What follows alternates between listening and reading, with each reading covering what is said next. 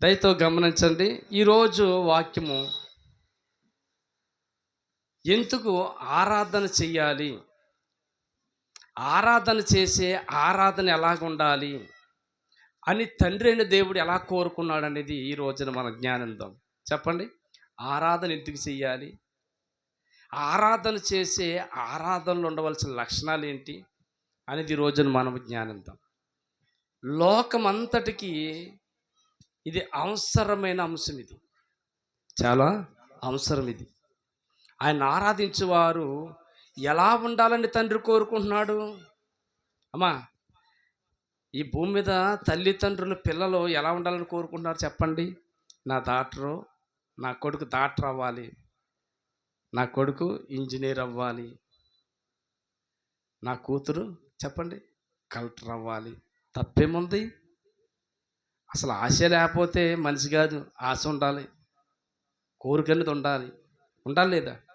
భూమి మీద ఉన్న తల్లిదండ్రులే తమ పిల్లలు ఇలా ఉండాలి, అలాగుండాలి, అటువంటి స్థితిలోకి వెళ్ళాలి, ఇంత ఉన్నతమైన స్థితిలోకి వెళ్ళాలని తల్లిదండ్రులు ఎలాగైతే కోరుకుంటున్నారో తండ్రి అయిన దేవుడు కూడా కోరుకున్నాడంటండి తన ప్రజల్ని. భూమి మీద పుట్టిన ప్రజలందరినీ కూడా ఎలా కోరుకున్నాడనేది చూస్తే గనక యోహాను సువార్త 4:23 మనం జ్ఞానిద్దాం. అయితే యథార్థముగా ఆరాధించువారు ఆత్మతోను సత్యముతోను తండ్రిని ఆరాధించు కాలం వచ్చుచున్నది. చూసారా ఎలాగంట? ఆత్మతోను సత్యముతోను తండ్రిని ఆరాధించు కాలము వచ్చుచున్నది. చదువమ్మా. అది ఇప్పుడునే వచ్చి ఉన్నది, తన్ను ఆరాధించు వారు అటు వారు కావాలని తండ్రి కోరుచున్నాడు. చూడండి, తన్ను అలాగ ఆరాధించాలని అట్టివారు కావాలని తండ్రి కోరుకునుచున్నాడంటండి. ఆమేన్. చాలా జాగ్రత్తగా దీన్ని ఆలోచించాలి మనం. ఇప్పుడు మిట్ట మధ్యాహ్నం వేళ 12 గంటలకి యేసుక్రీస్తు ప్రభుల వారు యాకోబు బావి దగ్గరికి రావటానికి కారణం ఏంటి? అసలు ఆ సమరయ స్త్రీ మిట్ట మధ్యాహ్నం వేళలో ఆ స్థలానికి రావటానికి కారణం ఏంటి? జగతికి పునాది వేయబడక ముందే ఇది ఒక సంకల్పం ఏర్పాటై ఉంది. చాలా జాగ్రత్తగా ఆలోచించండి.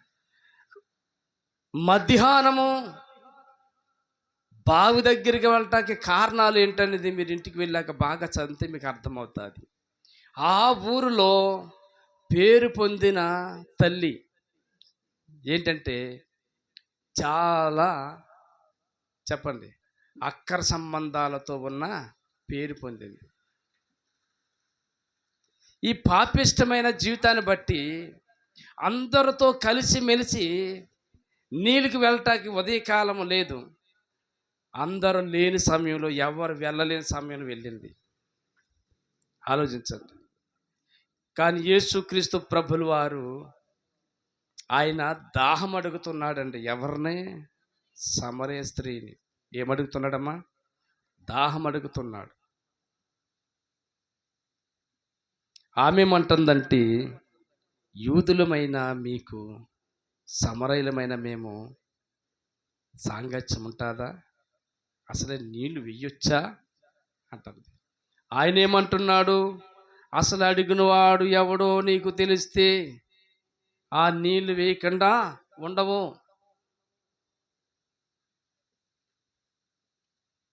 నీళ్ళైతే అంత బలైపోతే మళ్ళీ పదే బావిలో దిగి నీళ్ళు తోడుకుంటావు. నేనిచ్చే నీళ్ళు మానవుడు జీవించుటకు నిత్యముండే నీళ్ళు ఇవి, దప్పు కొనడవాడు అన్నాడు కూడా అన్నాడండి. హల్లెలూయా. నేనిచ్చే నీళ్ళు అన్నాడు, నువ్వు దప్పు కొనవు. అయ్యి బాబోయ్, ఆ నీళ్ళయ్యో నాకు ఈ ప్రభు అని అడిగింది. అయ్యా ఆ నీళ్ళయ్యో నాకు ఇయ్యి అని అడిగింది. యేసు ప్రభు అన్నాడు, సరే నీ ఇంటికి వెళ్ళి నీ భర్తని, నీ పెనిమిటిని తీసుకురా అన్నాడు ఆయన. ఆమె ఏమందంటే, నాకు పెనిమిటి లేడయ్యా అంది. యేసు ప్రభు ఏమన్నాడు? నిజమే చెప్పావు, లేడు, కానీ ఇప్పటికి 5 ఉన్నారు నీకు అన్నాడు ఆయన. ఒక్కసారి ఈమెకి చెప్పండి, కరెంట్ షాక్ కొడితే కింద పడిపోయి లేస్తే చూడండి అలాగా. ఒక్కసారి ఈ మైండ్లో ఏమని చెప్పండి, ఎవరు తెలలేని సత్యం ఈయనకి ఎలా తెలిసింది?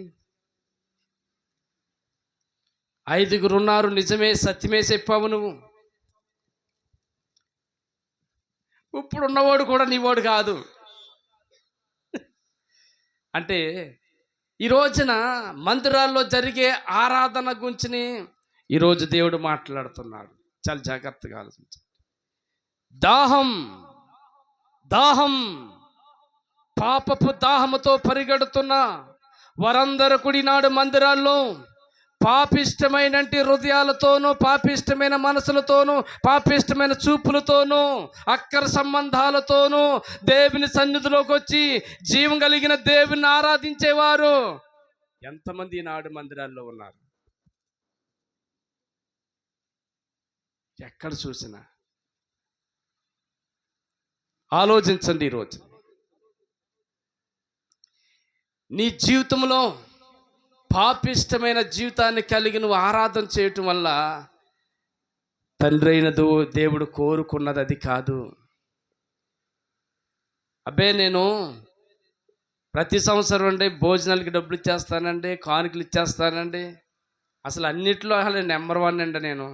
నువ్వైతే అవ్వచ్చు, హృదయాన్ని ఇవ్వలేని వాడు నువ్వు నెంబర్ 1 కానే కాదు. నువ్వెంత పరిసరి చేసినా, మందిరానికి ఎన్ని ఇచ్చినా, ఒకవేళ మందిరం కట్టబడ్డాక నీ ద్వారా ఎంత ధనము వెచ్చించినా, ఏమిచ్చినా, నీలో దేవుని ఆత్మ లేకుండా లోక సంబంధమైన శరీర కోరికలను తీర్చుకునే దాహముతో ఉన్నవాడా, అది దేవుడు కోరుకునే ఆరాధన కానే కాదు. పాపం చేయుటకు దాహంతో పరిగెడుతున్నారు ఈనాడు యవనస్తురాల్లో భయంకరంగా. మందిరాల్లోకి వచ్చిన వాళ్ళందరూ పరిశుద్ధులని కాదు, పాపులే వస్తారు. అయితే వచ్చిన తర్వాత వాళ్ళు ఏమవుటాకి ఇది మందిరం యేసు రక్తంలో కడగబట్టాకే ఉన్నది మందిరం. ప్రతి మందిరాలు హల్లెలూయా. ఎందుకంటే యేసు ప్రభు అన్నారు కదా, ఆరోగ్యం కలవారికి వైద్యుడు అక్కర్లేదు. అవునా కాదండి? ఆరోగ్యంగా ఉన్నవాడికి వైద్యుడు ఎందుకింకా? అవును, వ్యాధిగ్రస్తులకే వైద్యుడు కావాలి. యేసుక్రీస్తు ప్రభులు వారు చెప్పిన మాట వాస్తవం. ఈ రోజున భూమి మీద ఉన్న మందిరాలన్నీ ఎవరి కోసం అంటే పాపములో పొర్లాడుతున్న వారి కోసమే. అలాగని వచ్చి పాపంలో ఉండాలని కాదు. పాపంలో పొర్లాడుతున్న నీవు, పాపం చేసే నీవు ఈ మందిరానికి వచ్చిన తర్వాత యేసు రక్తంలో కడగబడి నీవు ఒక మందిరంగా మారిపోవటమే దేవుడు కోరుకున్నాడు. చప్పట్లు కొట్టండి ఒకసారి. దేవుడు కోరుకున్న ఆరాధన అది. ఇప్పుడు ఈమెలో ఉన్న కొన్ని శాస్త్రమైన విషయాలు ఈ రోజున మనం చూద్దాం. ఈ యొక్క యోహాను సువార్త 4వ అధ్యాయము ఎంత చేపండి ఆమెతో మాట్లాడాడండి. ఒక్క ఆమెకి ఎంత ప్రసంగం చేశాడండి. ఈ రోజు ఉన్నారన్న సేవకులు చాలామంది 4 ఉంటే వాక్యం చెప్తే గెలరు. 10 మంది ఉంటే అంటే 10 మంది ఉన్నారు అక్కడ. ఈ రోజున పాస్టర్లు కూడా ఎలా ఉన్నారు చెప్పండి, జనాలు చూసి వాక్యం చెప్పే విధానం. యేసు ప్రభు ఒక్క ఆమెకి ఎంత వాక్యం చెప్పాడండి. దేవునికి స్తోత్రం. ఈ రోజున సేవకులు ఎలా అయిపోయారు చెప్పండి, ప్రజలుంటే వాక్యం చెప్తానన్న వాళ్ళు ఎక్కువైపోయారు. అది సరైన బోధ కానే కాదు. అది వాక్యానుసారమైన బోధ కాదు. యేసు ప్రభువే నీకు నాకు మాదిరి. మంది ఎంతమంది ఉన్నారు, జనం ఎంతమంది ఉన్నారు కాదు. నేను ఆ స్థానంలోకి వెళ్ళి మాట్లాడుతుండగా ఎంతమంది మారు మనసు పొంది రక్షణ పొందుటకు దేవుడు నన్ను అక్కడ వాడుకుంటున్నాడు అనేది దేవుడు కోరుకుంటున్నాడు. హల్లెలూయా. గనుక ఈమెలో ఉన్న కొన్ని విషయాలు మనం జ్ఞానిద్దాం. 4వ అధ్యాయం తీయండి ఒకసారి. తీస్తే గనక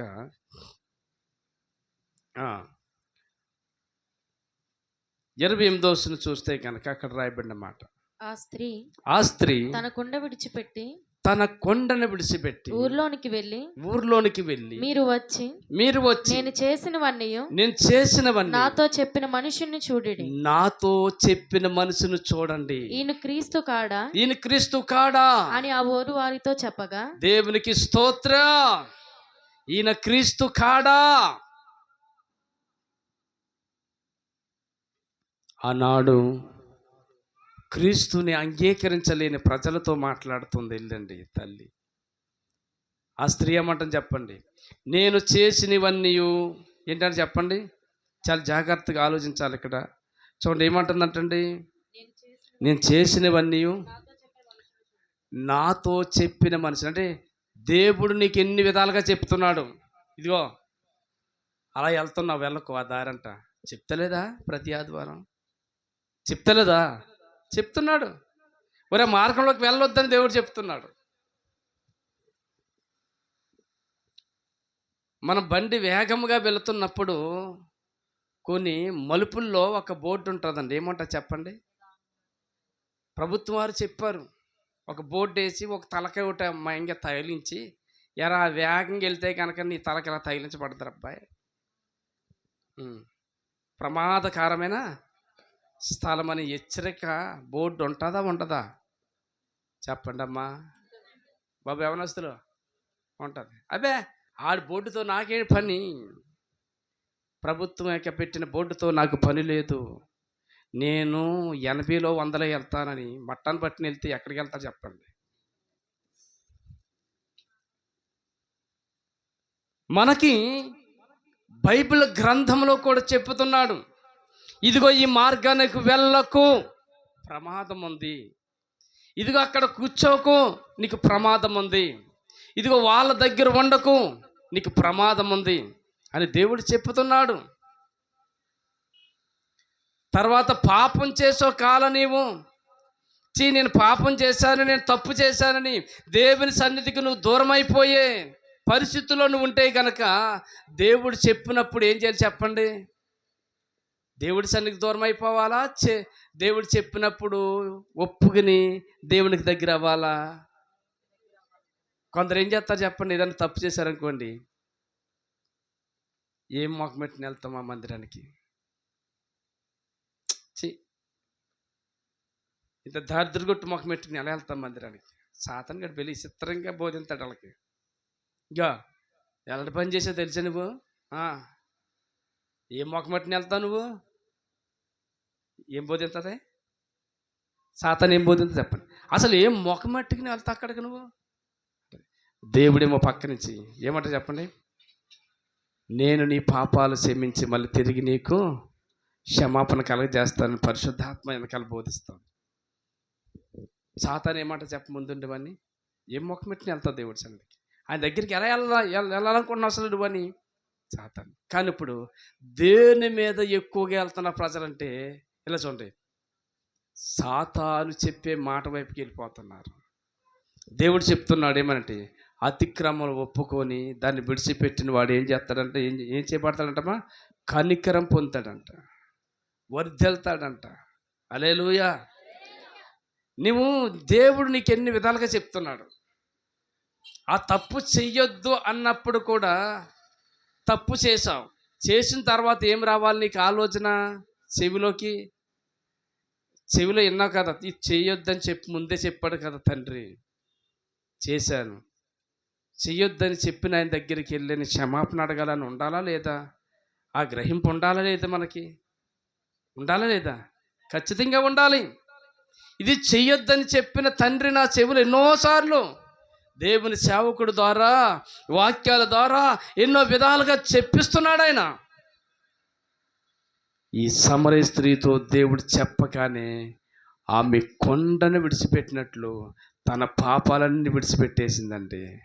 తమ పాపాలన్నీ విడిచిపెట్టిందండి. ఎంతగా దేవుని మాటకి వెంటనే సరెండర్ అయిపోయిందండి. దేవుడి మాటకి వెంటనే లోబడిపోయింది. అంతికే ఉంది కదండి. యోహాను సువార్త 1వ అధ్యాయంలో 12వ వచనంలో ఏముంది చూడండి ఒకసారి చూస్తే కనుక, చక్కగా చక్కని మాట అక్కడ ఉంటుందండి. 12వ వచనం చూడండి ఒకసారి. తన్ను ఎందరు అంగీకరించుదురో వారందరికనగా తన నామమందు విశ్వాసం ఉంచిన వారికి దేవుని పిల్లలగుటకు ఆయన అధికారం అనుగ్రహించాను. ఎవరికి అధికారం అనుగ్రహిస్తాడు దేవుడు చెప్పాలి? దేవుని వాక్యాన్ని అంగీకరించిన వాడికి తన పిల్లలవుటకు అధికారం ఇచ్చాడంట. దేవునికి స్తోత్ర. నీకు ఏ అధికారం ఉంది? ఇప్పుడు ఏ అధికారం ఉందో చెప్పాలి. ఇప్పుడు అమ్మ, ఏ అధికారంతో నువ్వు మందిరంలోకి వస్తున్నప్పుడు? నేను దేవుని బిడ్డనని నువ్వు దేవుడి మందిరంలోకి వెళ్ళగలుగుతున్నది. అది ఒక అధికారం దేవుడు ఇచ్చాడు. దేవుని స్తోత్రం. ఎక్కడైనా ఎవరైనా చెప్పుకుంటున్నారంటే వీళ్ళ దేవుడి బిడ్డలని చెప్పుకుంటున్నారంటే ఆ అధికారం ఎవరి ద్వారా వచ్చింది? నీవు అంగీకరించిన దాన్ని బట్టి యేసే ద్వారా నీకు వచ్చింది. దేవునికి స్తోత్రం. దేవుని వాక్యాన్ని అంగీకరించాలి. అంగీకరించమంటే అర్థమేంటి చెప్పండి?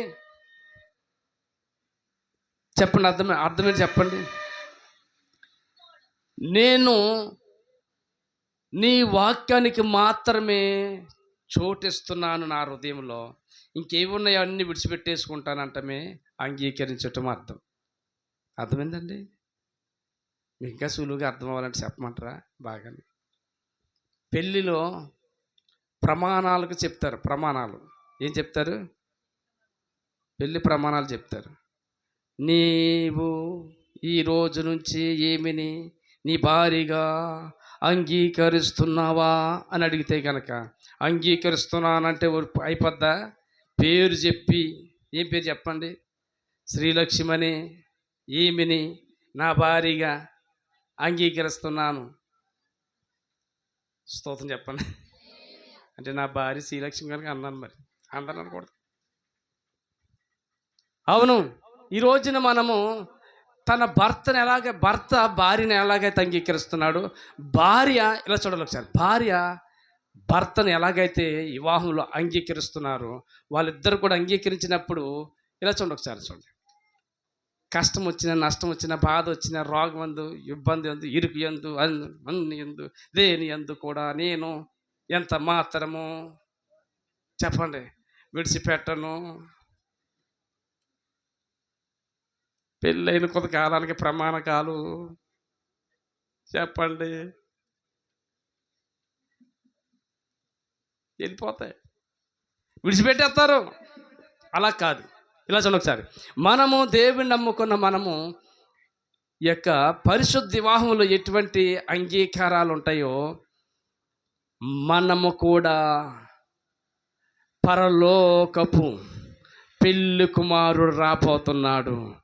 మనము కూడా ఒక రోజుని ఆయన భారీగా మనము అంగీకరించగలిగినంతగా దేవుడు యేసు ప్రభువు తన సంఘాన్ని తన భారీగా అంగీకరించగలిగినంతగా నీలో ఏవైతే ఉన్నాయో అవన్నీ విడిచిపెట్టుకుంటేనే కానీ నీవు అంగీకరించబడవు. స్తోత్రం చెప్పండి. ఎస్, పెళ్ళి కుమారుడు రాబోతున్నాడు.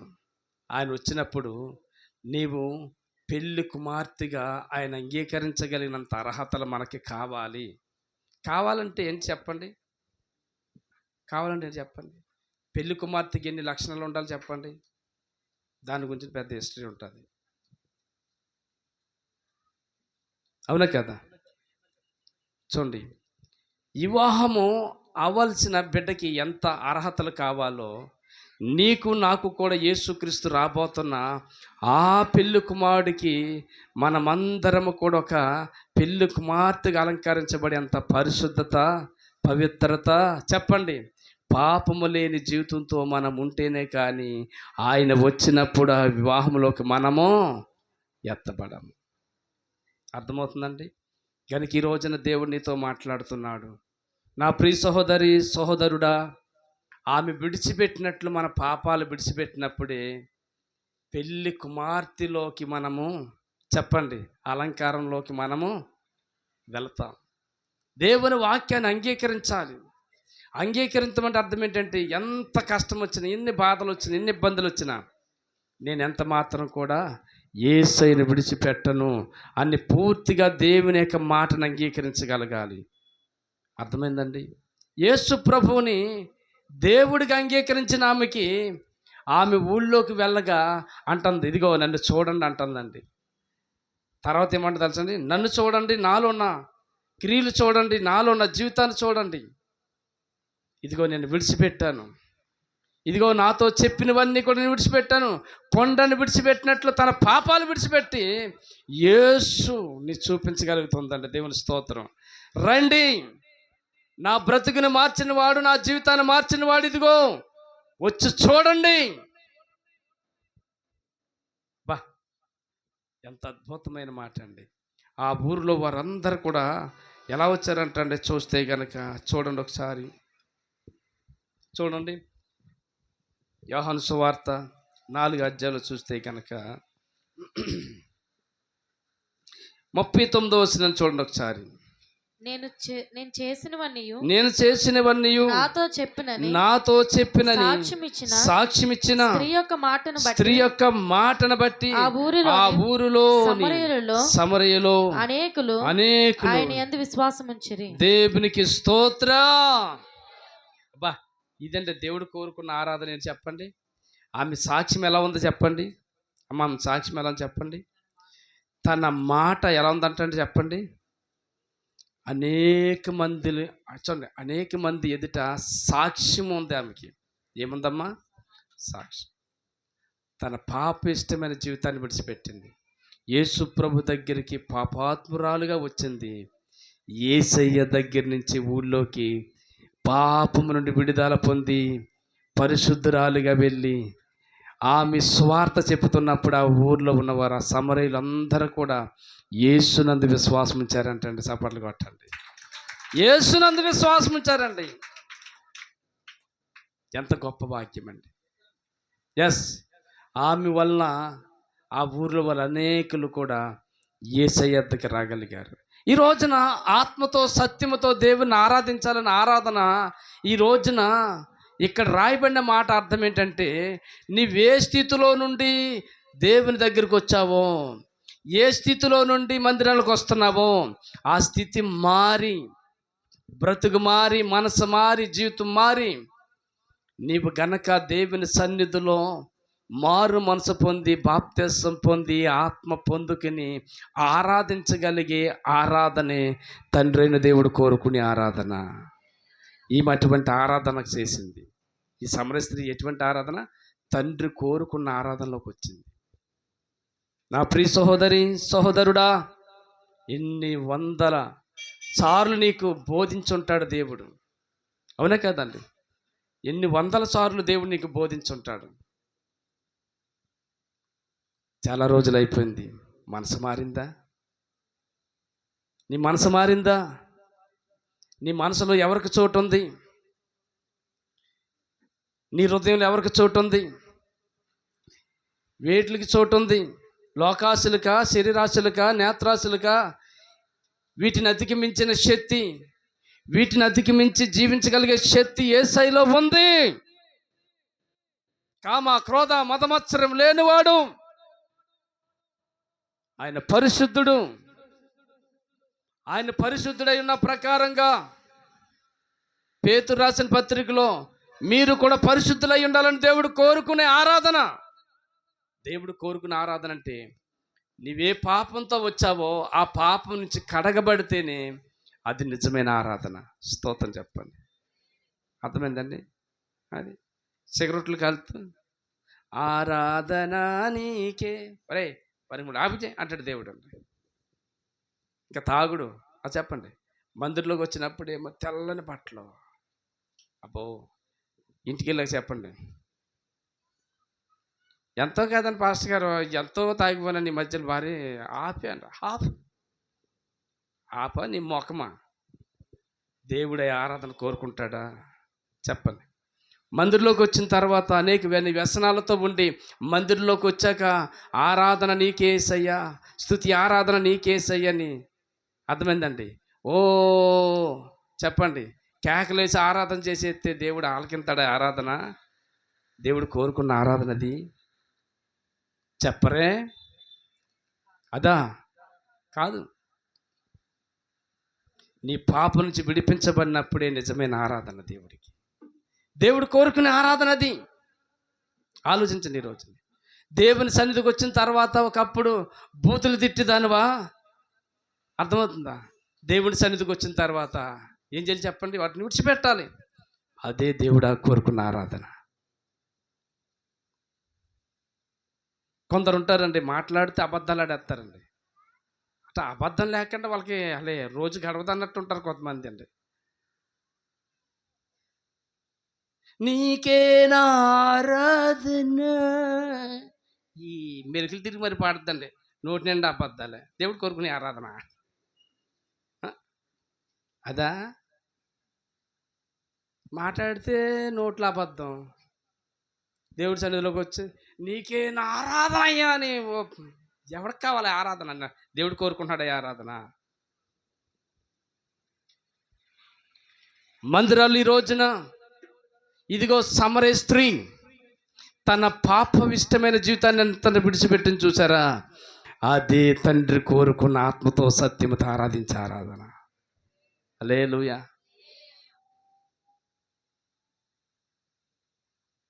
కొందరంటే సీరియల్ చూస్తారండి బాగానే. కొందరు ఇంటికాడ సినిమాలు వెళ్ళి చూస్తారండి. కొందరు చల్లో మంచి సినిమాలు చూస్తారండి. వాళ్ళకి మంచిదే, మనకు మంచిగా చిచ్చి చూస్తూ ఉంటారండి. చర్చిలోకి వచ్చాక చూడండి ఏంటండి, దినదినము పోవుచున్నాను. ఎవరంటే ఇవిడంట యేసుప్రభు గొర్రె పిల్ల అంట, దినదిన చచ్చిపోతుందంట. సీరియల్ దగ్గర చచ్చిపోతుంది, సినిమాల దగ్గర. ఈ సెల్ ఫోన్లు ఎప్పుడు కూడా, ఎప్పుడు చూసారు సెల్ ఫోన్. పై పాట ఏంటి చెప్పండి? పాడిన పాట, యేసు గొర్రె పిల్లను నేను. అయ్యి బాబా, అసలు ఆ మాట అంటే కూడా భయం వేస్తుందా లేదా చెప్పండి. యేసు గొర్రె పిల్లను నేను, వతకితే పడిన గొర్రె పిల్లను, దినదినము చనిపోవుచున్నాను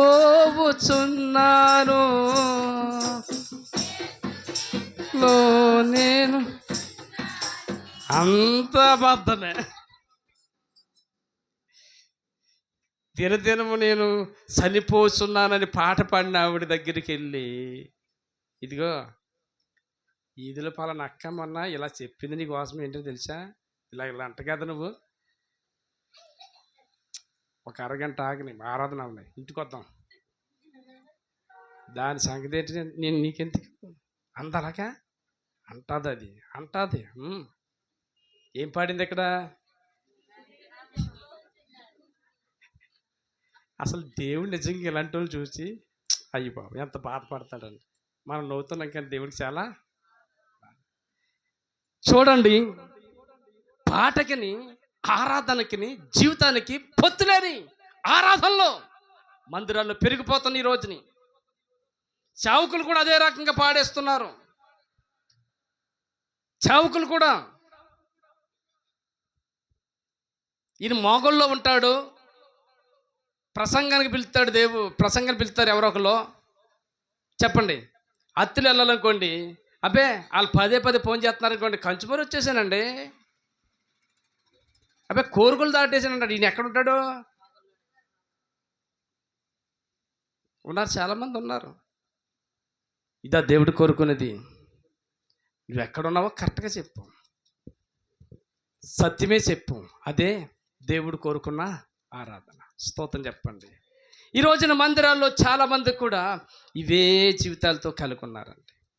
అసలే పాపం అనేది ఎంత చోటుగా దేవుడు మాట్లాడాడు కదండి కొత్త నిబంధనలో, అవునా కదండి? అసలు పాపం అంటే ఏంటనేది సూటిగా చెప్పాడండి. చూడండి ఒకసారి చూస్తే మత్తయి సువార్త 5వ అధ్యాయము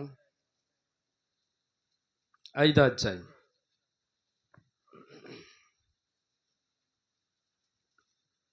5వ అధ్యాయము 28వ వచనము 27, 28 చదివితే మనకు అర్థమవుతుంది. వ్యభిచారము చేయవద్దని వ్యభిచారం చేయవద్దని చెప్పబడిన మాట. చూడండి, ఈమె ఏది చేసిందండి? ఈమె అమ్మ ఎలా చూడాలి ఒకసారి. 5 భర్తలు ఉన్నారు, ఉన్నవాడు కూడా నీవాడు కాదంటే ఈమె ఏం చేసింది చెప్పండి? సమరయ స్త్రీ వ్యభిచారమే, కానీ దాన్ని ఏం చేసింది చెప్పండి? ఆమె విడిచిపెట్టింది. యేసు ప్రభు పాత నిబంధనలో ఉన్న మాట చూపించి తన ప్రజలతో మాట్లాడుతున్నాడు. ధర్మశాస్త్రమందు వ్యభిచారం చేయవద్దని ఉందని చెబుతూ చదువమ్మా. నేను మీతో చెప్పినదేమనగా ఒక స్త్రీని మోహపు చూపుతో చూచు ప్రతివాడు. ముందేముందండి? వ్యభిచారం చేయవద్దని పాత నిబంధనలో ఉందని చెప్పాడు ఆయన, యేసు ప్రభు వారి బోధలో. ఈయనేమన్నాడు ఇప్పుడు కొత్త నిబంధనలో, ఇప్పుడున్న కృపా కాలంలో ఉన్న ప్రజలకు ఏమన్నాడు చెప్పండి? ఒక స్త్రీని మోహపు చూపుతో చూచి ప్రతివాడు అప్పుడే తన హృదయమందు ఆమెతో వ్యభిచారం చేసినవాడు. ఇది ఎక్కడ గొడవండి? అసలేనా? అసలు ఏమన్నా ఉందా? వెళ్ళాడా? చేశాడా? లేదే. ఈ రోజున ఎంతమంది ఆరాధనలు ఆత్మతో నింపబడిన ఆరాధన జరుగుతుంది ఒకసారి ఆలోచించండి.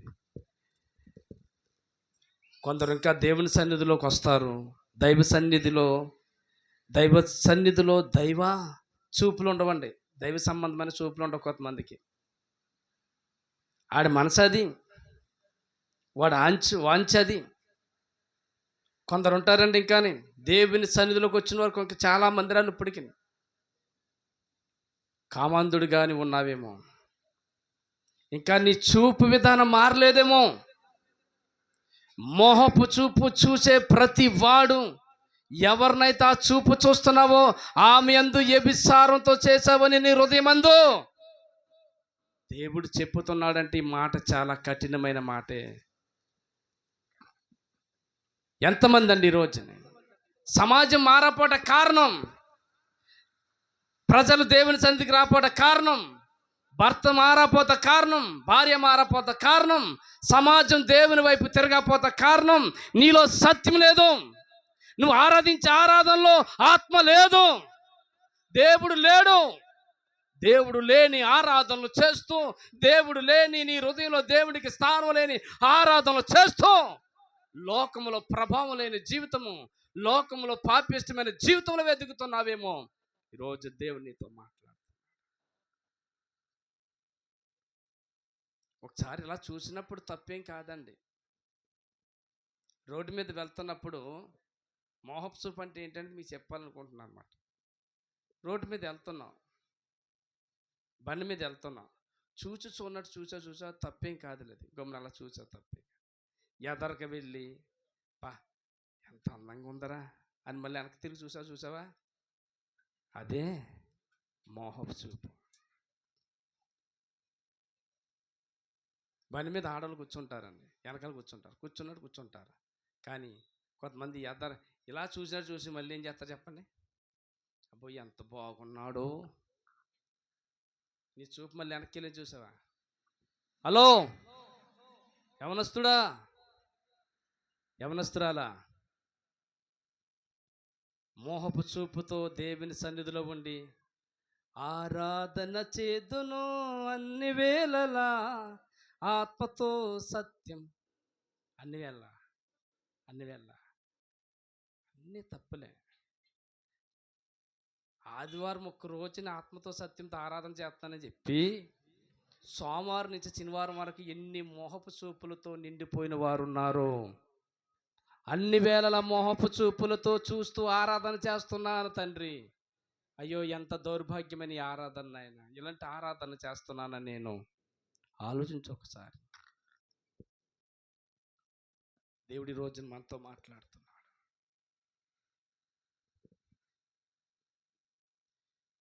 నీ మనసు మారితే దేవుడు కోరుకున్న ఆరాధన అది. మోహపు చూపు చూసే ప్రతివాడు కూడా ఏంటంటే చెప్పండి, అది వాడు నేత్రాశ ఎక్కడికి వెళ్ళిందంటే ఆశ వెళ్ళింది. ఏమి వెళ్ళింది చెప్పండి? చూశాక మోహపు చూపులు ఏమొచ్చింది? ఆశ కలిగింది. ఏం కలిగింది? ఆశ కలిగింది. మీకు తెలుసండి, దావీదు గారి మిద్ది మీదకి వెళ్ళి సాయంకాలం వెళ్ళి ఏం చేశాడో చెప్పండి, ఆ స్త్రీని చూసినప్పుడు అది చక్కనదిగా అందంగా ఉందంటండి. చూశాడు, రప్పించుకున్నాడు, పాపం చేశాడు. ఒక్కరోజే 20 సంవత్సరాల పైబడి ఆ పాపపు శిక్ష అనిపిస్తూనే ఉన్నాడండి తన జీవితంలోని. ఆలోచించు ఒకసారి. కొంతసేపే ఉండేది ఆనందం, సంతోషం. కానీ కొంతసేపు ఒక్కరోజు ఆ సంతోషానికి ఆశపడ్డాడు. తన బ్రతుకు కాలమంతా కూడా తన కుటుంబంలో చూస్తానే వచ్చాడండి ఆ పాపపు క్రియలండి. ఆలోచించు సహోదరుడా, సహోదరి. దావీదు తర్వాత ఎన్నడూ కూడా మళ్ళీ ఆ పాపం వైపు చూడలేదు. ఎన్నడూ కూడా దావీదు ఆ పాపం ఒప్పుకున్న తర్వాత వెళ్ళలేదు. చూడండి, 51వ కీర్తన అంతా కూడా తన పాపం చేసిన తర్వాత రాసిన కీర్తన అది. దేవుని దగ్గర క్షమాపణ అడిగాడు. నా పాపం నాకు తెలిసే ఉన్నది, నా దోషం నాకు తెలిసే ఉన్నవి. అయ్యో, నీ ఎదుట నేను పాపం చేసి ఉన్నాను. అయ్యో, నీ సన్నిధిలో నుండి నన్ను త్రోసివేయకు. అయ్యో, నీ ఆత్మన యొద్ద నుంచి తీసివేయకు. నేను పాపం చేశానని నువ్వు చెప్పిన, ఇదిగో నువ్వు పంపిన దైవ ప్రవర్త చెప్పిన మాటకి నేను లోపడుతున్నాను. నాతాను ప్రవర్త వెళ్ళాడు, చెప్పాడు. చెప్పగానే దేవుని మాటకు లోబడిపోయాడు. తన పాపిష్టమైన జీవితాన్ని విడిచిపెట్టాడు దావీదు. ఇంకెన్నడూ కూడా తన జీవితంలో ఏ స్త్రీ వైపుకు తన జీవితంలో వెళ్ళలేదండి. ఆరాధనలోకి వెళ్తున్నా నీవు, ఆరాధన చేస్తున్నా నీవు, ఈ రోజున దావీదు వలె మనము కూడా పాపాన్ని విడిచిపెట్టుకుని ఏం చేయాలి చెప్పండి?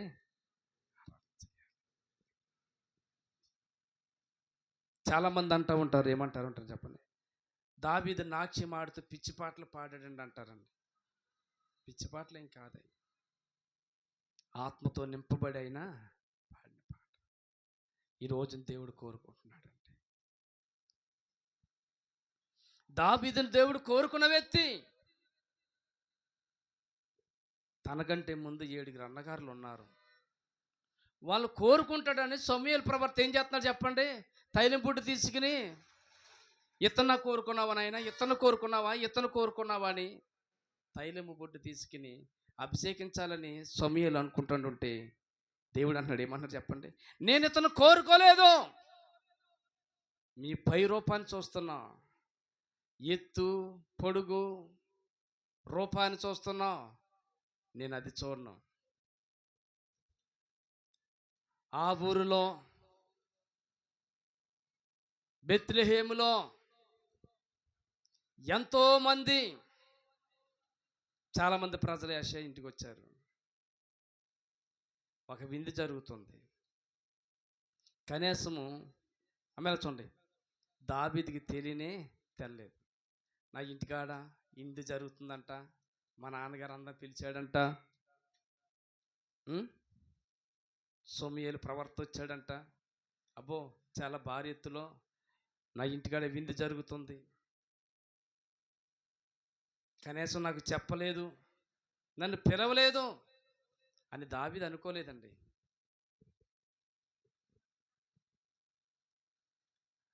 చూడండి, ఏమైనా తండ్రి అనుకున్నాడంటారా, కొడుకు తండ్రి కానీ అన్నగారులు కానీ అనుకున్నారంటారా చెప్పండి? ఇంతమంది ఇక్కడ ఉన్న మనల్ని కోరుకుంటాడు అనుకున్నారు, కానీ వాళ్ళు ఇలా చూడండి, కనీసం ఎందుకు పిలిచాడండి తండ్రి అంతమందిని? కానీ ఎంత బాధ ఉంటుంది చెప్పండి. మనమైతే ఏం చేద్దాం చెప్పండి? చెప్పండి అమ్మా. మన ఇంట్లో ఏదన్నా విందు జరిగింది అనుకోండి, భోజనాలు జరిగింది అనుకోండి, చెప్పండి, మా నాన్న అమ్మాళ్ళు అక్కలు చెల్లెళ్ళు వాళ్ళు పిలవలేదనుకో ఏం చేయాలి? ఎలా ఉంటుంది చెప్పండి? నీకు బాధ ఎలా ఉంటుంది చెప్పండి? ఎంత కృంగిపోతాం, ఎంత నలిగిపోతాం, అవునా కదా? దావీదు తన గృహానికి వెళ్ళే పరిస్థితులు లేని స్థితి దావీదుకి. పాపం ఎడారిలోనే పని వాళ్ళతోనే ఆ ఎడారిలో గొర్రెలు మేపుకుంటూ జీవించే జీవితమే. యెషయా అంటున్నాడు, సమూయేలు వీళ్ళెవ్వరు కాదయ్యా, పక్కకి ఎవరెవ్వరు కోరుకుంటలేదు. ఇంకెవరైనా ఉన్నారా నీకు? ఉన్నాడయ్యా ఒకడు, వాడు గొర్రెలు మేపుకున్న వాళ్ళే. వాడు ఇక్కడికి రావటానికి అర్హత లేనంట అన్నట్టుగా చెప్తున్నాడు తండ్రి. లేదు లేదు లేదు, అతను పిలిపించు, దావీదుని పిలిపించు. దావీదు వస్తుండగా అక్కడ 2 వచనాలు చూద్దామండి, చాలా అద్భుతమైన విషయాలు చూద్దండి. 1 సమూయేలు గ్రంథం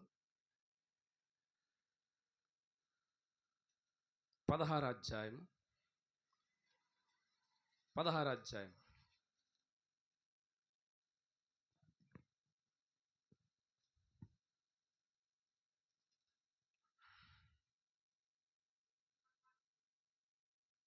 16వ అధ్యాయము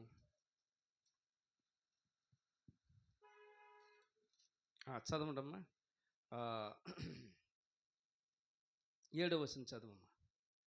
అయితే యెహోవా సమూయేలుతో ఇలాగు సెలవిచ్చెను, అతని రూపమును అతని ఎత్తును లక్ష్య పెట్టుకుము. మనుషులు లక్ష్య పెట్టు వాటిని యెహోవా లక్ష్య పెట్టడు. నేను అతన్ని త్రోసివేసి ఉన్నాను.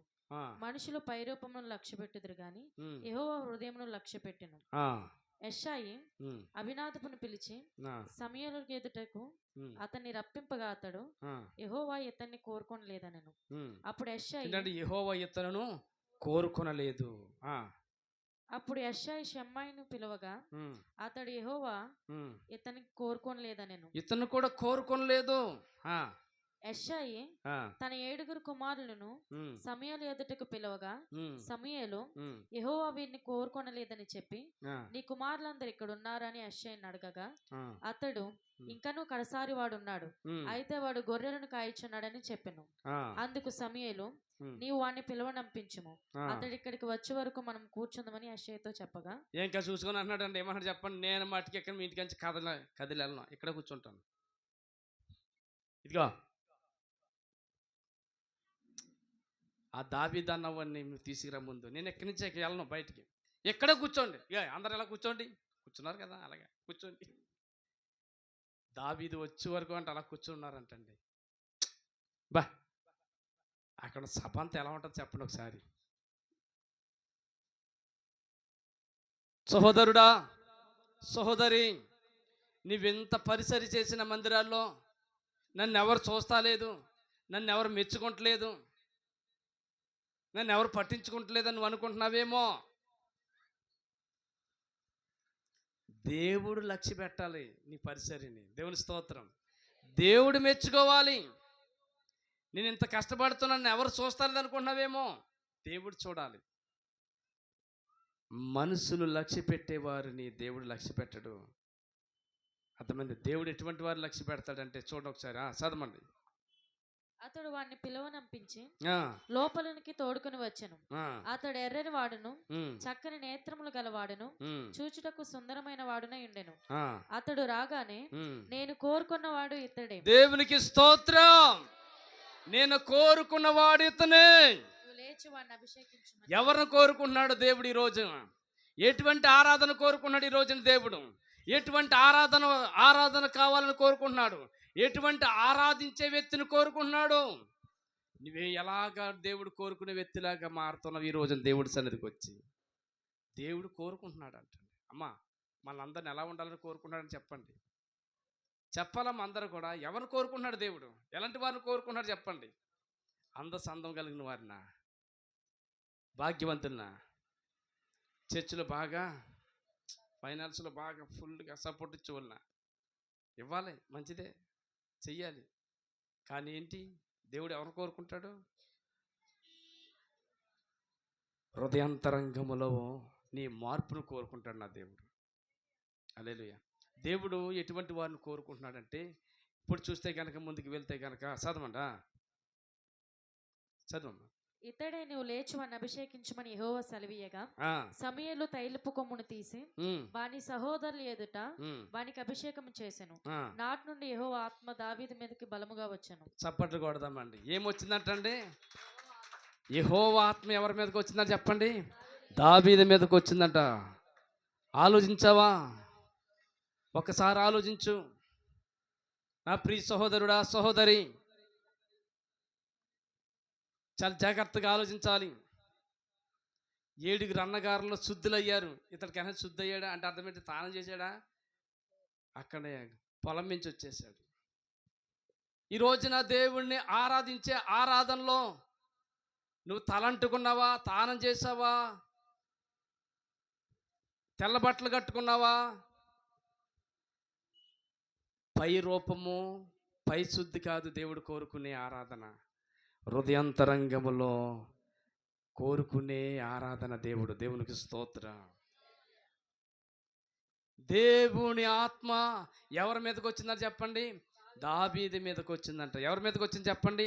దావీదు మీదకి వచ్చిందంట అండి. ఆనాటి నుండి దావీదు దేవుని ఆత్మతో నింపబడ్డాడు. దేవునికి స్తోత్రం. ఇప్పుడు మనం చదువుకున్న వాక్య భాగంలోకి వస్తే గనక ఈ యోహాను సువార్తలు ఏముందంటండి? చూడండి, తను ఆరాధించే వారు ఎవరు ఎలా ఉండాలని కోరుకుంటున్నారు చెప్పండి? ఆత్మతోనూ. ఇలా చూడండి, దేనితోనంటమ్మా? ఆత్మతోను. దేనితో? ఆత్మతోను. అంటే మనము దేవుని ఆత్మతో ఆరాధన చెయ్యాలి. ఆత్మ, పరిశుద్ధ ఆత్మతో నింపబడి ఆరాధన చెయ్యాలి. ఈరోజు చాలామంది బాప్తిసం పొందుతున్నారు కానీ ఆత్మ పొందుకోవట్లేదు. బాప్తిసాలు చాలామంది పొందేస్తున్నారు కానీ ఆత్మ చెప్పండి ఏం పొందుకోవట్లేదమ్మా? ఆత్మ పొందుకోవాలి, పరిశుద్ధాత్మను పొందుకోవాలి. దేవుని ఆత్మ ఎవరైతే కలిగి ఉంటారో వారందరూ కూడా దేవుని ఆత్మ చేత రోజు కూడా నడిపించబడతారు. రోమపత్రిక 8:14 చూస్తే కనుక ఎందరూ దేవుని ఆత్మ చేత నడిపించబడతారు వారందరూ కూడా ఆయన కుమారులే, ఆయన కుమార్తెలే. దేవునికి స్తోత్రం. నీ నడిపింపు ఎలా ఉంది? నీ ఆత్మ నడిపింపు ఎలా ఉంది? పరిశుద్ధాత్మతో నడిపింపబడాలి. రోజు కూడా మనం పరిశుద్ధాత్మతో నడిపింపబడాలి. పరిశుద్ధాత్మ నడిపింపు మనకు కావాలి. నువ్వేది చేసినా ఆత్మ నడిపింపు, దేవుని చిత్తము, దేవుని ప్రణాళిక, దేవుని సంకల్పము, దేవుని ఉద్దేశంతోనే ఏ పనైనా చేయగలుగుతావు. ఎప్పుడంటే ఆత్మ ఉన్నప్పుడు. నీ సొంత చిత్తం, నీ సొంత ఆలోచన, నీ సొంత చెప్పండి నీకు తోసినట్లు నువ్వు నడవు, నువ్వు తోసినట్లు వెళ్ళవు. చాలామంది ఉంటారండి, ఏదైనా చేయాలనుకోండి, వాళ్ళ ఇంట్లో ఏమైనా చేయాలనుకున్నారనుకోండి, వాళ్ళే సొంత ఆలోచన, సొంత నిర్ణయాలు తీసేసుకుంటారు. తప్పు తప్పు తప్పు. దేవుని ఆత్మ నీలో ఉంటే గనక దేవుని వాక్యానుసారమైన చిత్తానుసారమైన నిర్ణయాలు నీ జీవితంలో నీటిలో వస్తాయి. ఆమేన్. ఈ రోజున ఇక్కడ మనం చదువుకున్న వాక్య భాగం చూస్తే కనుక ఏంటంట 24 ఎంత స్పష్టంగా ఉందండి. దేవుడు ఆత్మ గనుక ఆయన ఆరాధించువారు ఏంటంటే దేవుడు ఏంటంటే చెప్పండి, ఆత్మ గనక ఆయన ఆరాధించువారు ఆత్మతోనూ. అమ్మా, పౌలు గారు అపోలో ఉన్న సహోదరుని దర్శించడానికి వెళ్ళినప్పుడు, అక్కడ కొరింథీ లేక పట్టణంలో ఉన్న ప్రజలను దర్శించడానికి వెళ్ళినప్పుడు పౌలు గారు వాళ్ళని అడుగుతాడండి. ఒకసారి చూస్తారు అది ఆ వచనం చూడండి. అపోస్తుల కార్యము 19:2 అనుకుంటా ఉంటుంది అన్నమాట. మీరు ఆత్మ పొంది ఉన్నారని అడుగుతాడు పౌలు గారు. ఆమె ఇలా చూడండి, ఏం పొంది ఉన్నారా? పరిశుద్ధాత్మను పొందారని అడిగాడు. చదవమ్మా, ఏమని అడిగాడు? మీరు పరిశుద్ధాత్మను మీరు పొంది ఉన్నారా అని అడిగాడు. అపోల్లో కొరింథీలో నున్నప్పుడు జరిగినదేమనగా, పౌలు పై ప్రదేశములో సంచరించి ఎఫెసునకు వచ్చి కొందరు శిష్యులను చూచి, మీరు విశ్వసించినప్పుడు పరిశుద్ధాత్మను పొందితరా అని, మీరు పరిశుద్ధాత్మను పొందితరా అని అడిగితే వారు మేము పరిశుద్ధాత్ముడు ఉన్నాడన్న సంగతే మేము వినలేదు అంటున్నారండి వాళ్ళు. హలో, పరిశుద్ధాత్మను ఉన్నాడన్న సంగతి తెలియని స్థితిలో ఉందంటండి ఆనాడు సంఘం. ఎంత దారుణం! ఈ రోజున దేవుడు ఆత్మ, గనుక ఆయన్ని ఆరాధించు వారు ఆత్మతో సత్యముతో ఆరాధించాలి. నా ప్రియ సహోదరుడా, సహోదరి, ఈరోజు నువ్వు ఆరాధించే ఆరాధన ఏ ఆరాధన అయి ఉంది ఆలోచించి ఒక్కసారి. బూతుల ఆత్మతో ఆరాధిస్తున్నావా? అబద్ధాల ఆత్మతో ఆరాధిస్తున్నావా? ఎబిసార ఆత్మతో ఆరాధిస్తున్నావా? తాగుడని ఆత్మతో ఆరాధిస్తున్నావా? దొంగతనమైన ఆత్మతో ఆరాధిస్తున్నావా? లోకములో అనేకమైన ఆత్మలు ఉన్నాయి, అనేకమైన ఏ ఆత్మతో నువ్వు ఆరాధిస్తున్నావు?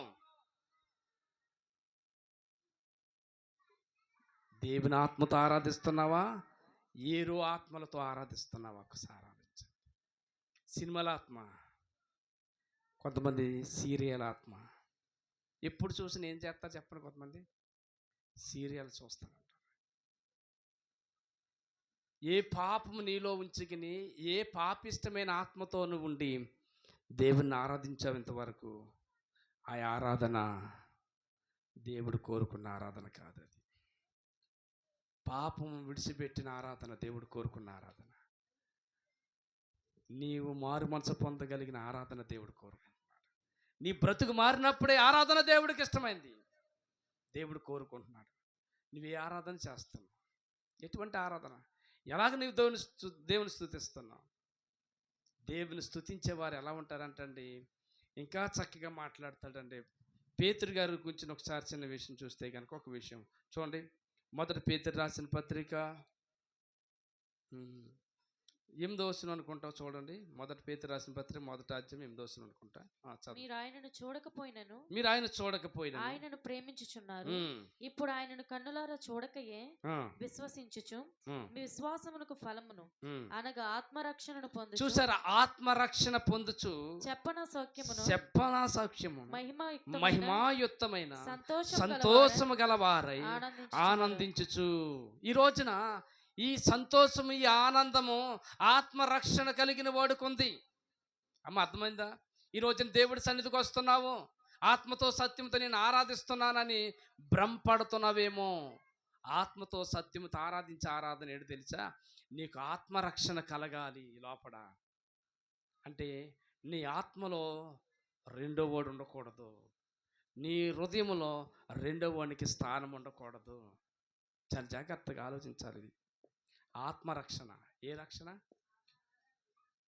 ఆత్మరక్షణ పొందిన వారైతే నీ ఆత్మ రక్షించబడ్డదా? పాపం నుండి రక్షించబడ్డదా? మొదటి తిమోతి రాసిన పత్రిక 1వ అధ్యాయం 15వ వచనం అంటున్నాడు, పాపులను రక్షించుటకు యేసు క్రీస్తు ఈ లోకానికి వచ్చాడు. ఆ వాక్యం నమ్మదగినది, పూర్ణాంగీకారం నాకు యోగ్యమైంది. ఇలా చూడండి ఒకసారి, నాకు చూడండి. పాపం నుండి రక్షించగలిగిన వాడు.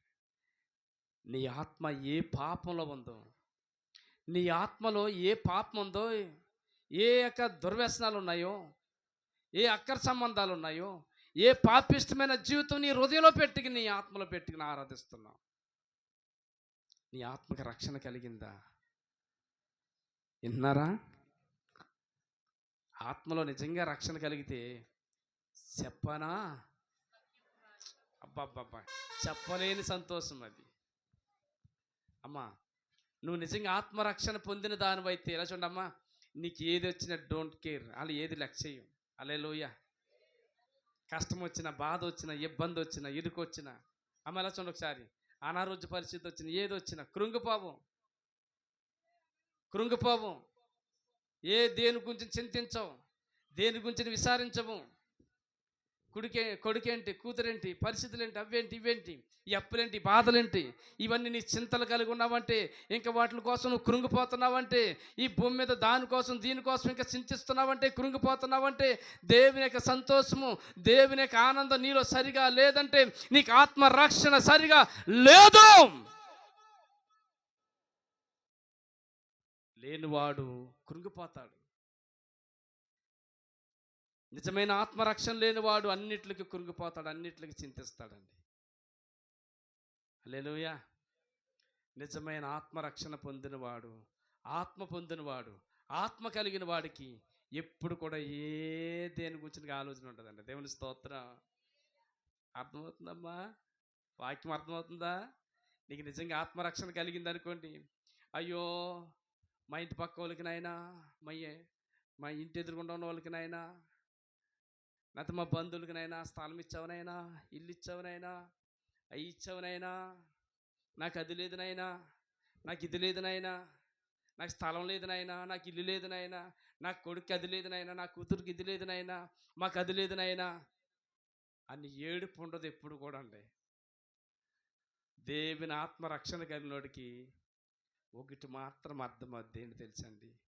నిలవరమైన పట్టణము నాకు ఇక్కడ లేదు, నిత్యము నిలిచే స్థలము నాకు ఒకటి ఉంది, అదే అదే అదే నిత్య జీవము, నిత్యము జీవించే జీవితము, అదే స్టాండర్డ్ లైఫ్. ఆడులో ఉన్న ఆరాధన దేవుడు కోరుకుంటాడండి. ఏమర్థమవుతుందో మీకు తెలియదు కానీ నాకు మట్టికి మహా సంతోషం వస్తుంది లోపల. దేవుడి రోజున ఎటువంటి ఆ మాటలు మాట్లాడుతున్నాడు దేవుడు. సంఘాల్లో వాద్యాలతో నిండిపోయింది. వాద్యాలు వాంచకూడదని నేను అన్నా. సంగీతంతో నిండిపోయింది. ఇప్పుడు పాటలు కూడా లేటెస్ట్ మోల్డ్, పాత మోల్డ్ కాదు ఇప్పుడు అన్నీ. గంటల తరబడి ఆరాధన చేస్తున్నారు. మంచిదే, చెయ్యొద్దని నేను చెయ్యాలి. ఆరాధన చేయటకే అదే దేవుడిచ్చిన భాగ్యం మనకి, దేవుడు చేసిన మేలులు. ఎన్ని వాద్యాలతో, ఎన్ని లేటెస్ట్ సాంగ్తో నువ్వు పాడినా దేవుడు ఆత్మ లేకపోతే అది జీరో జీరో జీరో. నీ ఆత్మ రక్షణ కలిగితే చూడండి, వారు ఆత్మందు రక్షణ పొందినప్పుడు అంట, ఆత్మరక్షణ పొందినప్పుడు అసలు చెప్పలేని సంతోషం, చెప్పలేని ఆనందం. లోకం ఎప్పుడు నిజమైన ఆరాధకులుగా గుర్తిస్తుందో తెలుసా? ఇలా చూడండి, దేవుని సన్నిధికి వెళ్ళి దేవుని ఆరాధిస్తున్నారని ఎప్పుడు లోకం గుర్తిస్తుందో తెలుసండి? నీ ఇంట్లో ఎన్ని సమస్యలు ఉన్నా, నీ ఇంట్లో అన్ని బాధలు ఉన్నా, అన్ని అప్పులున్నా, అన్ని ఇరుకులున్నా, అన్ని సమస్యలున్నా, కొడుకు ద్వారా కూతురు ద్వారా ఎన్నో ఎన్నో ఎదురు దెబ్బలు తగులుతున్నా, అనేకుల ద్వారా అనేక మంది ఎదురు దెబ్బలు, దూషణ పాలు, అనేక రకాలుగా దూషిస్తున్నారు, అనేక విధాలుగా బాధ పెడుతున్నారు. అయినా నీవు సంతోషంతో జీవించే జీవితాన్ని లోకం చూసినప్పుడు లోకమే చెప్పిద్ది, ఇదిగో వీళ్ళు చేస్తున్న ఇటువంటి ఆరాధనే నాకు కూడా కావాలని నిన్ను వెంబడిస్తారు. ఎందుకని? ఎంత కష్టమన్నా, ఎన్ని బాధలున్నా ఎప్పుడు హ్యాపీగా ఉంటారు, సంతోషంగా ఉంటారు. ఏంటబ్బా వీళ్ళకి ఇలాగా, వీళ్ళకి ఎంత సంతోషం ఏంటి? ఆరాధనకు మానరు ఎప్పుడు కూడా అండి. వీళ్ళ ఆరాధనలో ఏదో విశేషం ఉంది, మన దాంట్లోనికి వీళ్ళ దాంట్లోకి తేడా. ఎస్ ఎస్ కొందరు ఉంటారండి, ఏదైనా నష్టం జరిగితే చాలండి ఆరాధన మానేస్తారండి. అమ్మ ఎందుకు రాలేదంటే ఏం చెప్పనండి, ఏం చెప్పనండి, మొదలెట్టేద్దాం, ఇంక మొత్తం ఏడు మొదలెట్టేద్దాం. దేవుడు ఎంత అన్యాయం చేశాడండి, దేవుడు నాకు ఏం చేశాడండి, అయి పాపం మాకు ఆఫ్ చేయాలి, ఏం జరిగిందంటే చెప్తే ఇంక మొదలెట్టేద్దాం. లేరా, ఏదన్నా చిన్న చిన్న పరిస్థితుల్లోనే దేవుడు ఏం చేశాడనే స్థితిలోకి వెళ్ళిపోయి దేవుని ఆరాధనకే దూరం అయిపోతే దేవుడు కోరుకున్న ఆరాధన అది కాదు. హల్లెలూయా. దేవుడు కోరుకున్న ఆరాధన అది కానే కాదు. ఈరోజును దేవుడు కోరుకున్న ఆరాధన ఏంటి తెలుసండి? దేవుడు దావీదుని ఎలాగైతే కోరుకున్నాడో మనందరిని అలా కోరుకుంటున్నాడు దేవుడు. మన పట్ల దేవుడి సంకల్పం అది. హల్లెలూయా. నేను అనుకుంటాను ఇప్పుడు కూడా, నాకు ఆశ్చర్యం కలిగిద్దని, మీరు ఎప్పుడైనా ఆలోచించలేదు కానీ పౌలు చీలని అక్కడ స్వార్థ చేస్తున్నప్పుడు పదే పదే అడ్డుపడుతున్న చోది చెప్పే దెయ్యాన్ని గద్దించినందుకు, ఆ చోది చెప్పే దెయ్యాన్ని గద్దించినందుకు ఊరు వారందరూ ఏకమైపోయి వాళ్ళకి వస్తున్న లాభం కోల్పోయిందని సిదగబాది బెత్తాలతో కొట్టి, కొరడాలతో కొట్టి, చెరసాలు వేస్తే వాళ్ళేంటంటే పాటలతోనూ ప్రార్థనలతో దేవుని యందు ఆనందిస్తున్నారు. ఎక్కడుంది ఈ రోజున ఇది? ఈ రోజున ఎక్కడుంది?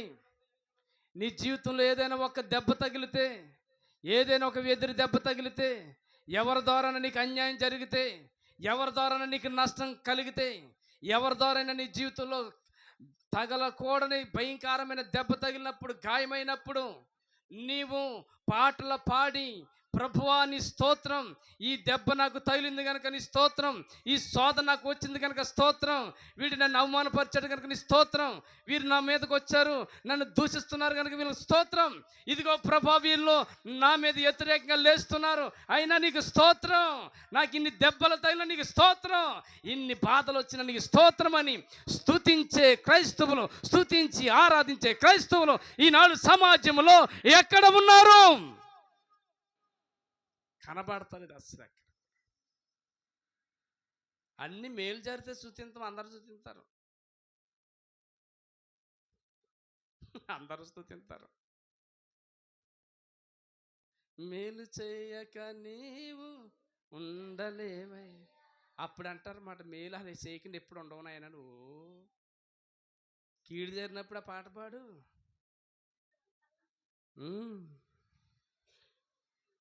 ఆలోచించండి.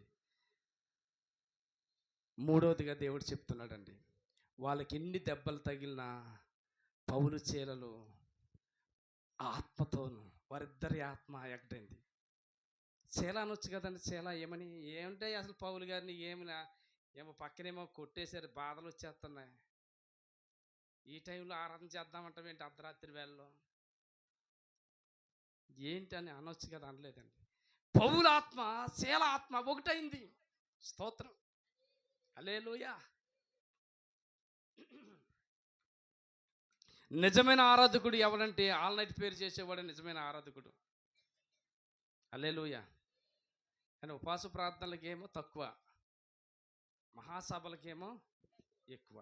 అంటే మీకు అర్థమైపోయి ఉంటుంది. భోజనాలు సభలేమో జనం ఎక్కువ, ఉపవాస సభలకేమో ఎవరిని కోరుకున్నాడంటే దేవుడు కడుపు కాల్చికిని చెప్పండి, కన్నీటితో చేతులెత్తి ప్రార్థన చేసేవారు దేవుడు కోరుకుంటున్నాడు. కొట్రా, అలాంటి వారు కావాలి దేవుడు. కడుపు కోసం భక్తి చేసే వాళ్ళకి అది దేవుడు కోరుకునే ఆరాధన. ఇప్పుడు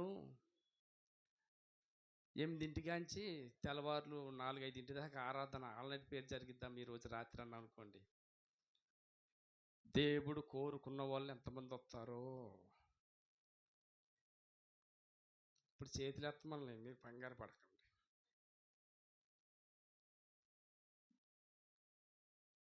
వాళ్ళండి ఆరాధకులండి, ఎవరైతే ఆల్నటి పేర్లు ఎక్కడైతే పాలు పొందుతున్నారో దేవుడు కోరుకున్న వాళ్ళు వాళ్ళండి. నలగొట్టబట్టాక అర్ధరాత్రి అయిపోయిన వాళ్ళ పాటలతో దేవుని స్తుతిస్తున్నారండి. ఈ రోజున సంఘంలో ఉండాలి. ఈ రోజుకి మనకు కూడా ఆన్లైన్ పేర్లు జరుగుతున్నాయి, కానీ ఆన్లైన్ పేరుకి ఎంతమంది ఉంటారంటే చాలా తక్కువ మంది ఉంటారు. అయినా కానీ గొప్ప అభిషేకంతో ఆత్మతోనూ చాలా గొప్ప ఆరాధన జరిగిద్ది. హల్లెలూయా. జరిగిద్దా జరగదా? చాలా అద్భుతంగా జరిగింది. అవును, ప్రకటన గ్రంథంలో వాళ్ళ గురించి రాయబడి ఉందండి. చూడండి, ఆ ఆరాధకుల గురించి ఎంత అద్భుతమైన మాట రాయబడి ఉంది. చూస్తే కనుక 7 అధ్యాయము 14 వచ్చిన చదివితే మనకు అక్కడ రాయబడిన మాట తెలుస్తుంది. చూడండి ఒకసారి చదవండి. అందుకు నేను, అయ్యా నీకే తెలియనని అతడు ఇలాగ చెప్పగా, ఏంటంటే చూడండి, వీరు మహాశ్రమల నుండి వచ్చిన వారు, గొర్రెపిల్ల రక్తములో తమ వస్త్రములను ఉతుక్కున్న వారును వారు తెలుపు చేసుకున్నవారు, అందువలన వారు దేవుని సింహాసనం ఎదుట ఉండి రాత్రింపగళ్ళు ఆయన ఆలయములో ఆయన సేవించిన వారు వీళ్ళు. హల్లెలూయా. అర్థమైందండి? అక్కడ కొన్ని గోత్రాలు లెక్కించబడిన వారిలో గూంచిని దేవుడు అడుగుతున్నప్పుడు దూతని ఆ దూత చెప్తుంది, ఇలా చూడండి, ఇక్కడ ఇక్కడ దేవుడు అంటున్నాడండి, ఎవరంటండి వాళ్ళు? రాత్రి పగల్లో ఆయన ఆలయంలో దేవుని సేవించేవారు. చప్పట్లు కొట్టు. దేవుడు కోరుకున్న వాళ్ళు ఎవరినమ్మా? రాత్రి పగలు కూడా సమయం లేకుండా దేవుణ్ణి ఆరాధించే వాళ్ళు దేవుడు కోరుకున్నవాడు. నాకు అనుకూలమైనప్పుడు వస్తానండి, పాస్టర్ గారికి దేవుడికి అనుకూలమైనప్పుడు పెడితే నేను రానండి. అది కాదు దేవుడు కోరుకున్నది. స్తోత్రం చెప్పండి. గట్టిగా రాలేదు ఎందుకని? మొండికేస్తాం కదా మనం. మరి ఏ సమయమందైనా దేవుని స్తుతించాలి. స్తోత్రం నాయన. వారు మహాశ్రమంలోంచి వచ్చారు, ఇరుకుల ఇబ్బందుల్లోంచి వచ్చారు. వాళ్ళంటే రాత్రి పగలు ఎక్కడ సేవించారంట దేవుణ్ణి? ఆయన ఆలయంలో సేవించారంట. హల్లెలూయా. నిజంగా ఈ రోజున దేవుని ఆత్మతో నింపబడిన వారు మనం ఆరాధన చేయగలిగితే, పరిశుద్ధ ఆత్మతో నింపబడిన వారమే మనం ఆరాధిస్తే, సత్యము కలిగి ఆరాధిస్తే, యథార్థమైన హృదయం కలిగి ఆరాధిస్తే, నిజాతి కలిగిన జీవితంతో మనం ఆరాధిస్తే, పరిశుద్ధ ఆత్మతో నింపబడి మనం ఆరాధిస్తే, అక్కడ ఇద్దరు ఆరాధించారు చెరసాల్లో, అంతకంటే ఎక్కువగా మనం ఆరాధిస్తున్నాం. మన భారతదేశంలో 28 రాష్ట్రాలు ఉన్నాయి. అనేక దేశాల్లోనూ, అనేక రాష్ట్రాల్లోనూ, అనేక జిల్లాల్లోనూ, అనేక ప్రాంతాల్లో ఎన్నో సంఘాలు దేవుని ఆరాధిస్తున్నాయి. నా ప్రియ సహోదరుడా, మనం ఆరాధించే ఆరాధనలో పునాదులు కదులుతున్నాయా? సాతాను శక్తులు కదులుతున్నాయా? దురాత్మ శక్తులు ఎంతమంది ఇళ్లల్లో అవి సింహాసనం వేసి కూర్చున్నాయి.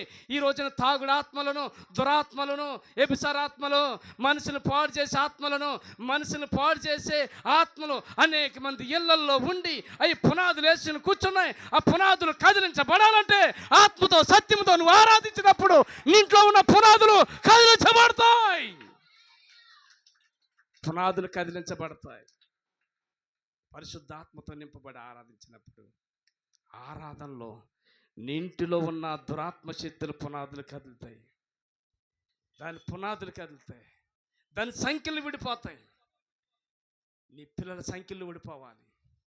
నీ భర్తకి కట్టిన సంఖ్యలు ఊడిపోవాలి. వాళ్ళిద్దరు ఆరాధన చేసినప్పుడు అందరి సంఖ్యలు ఊడిపోని, అందరి బంధకాలు ఊడిపోని, భూమి కంపించింది. భూమే కంపించింది. వాళ్ళు ఆరాధన చేస్తే భూమి కంపించింది.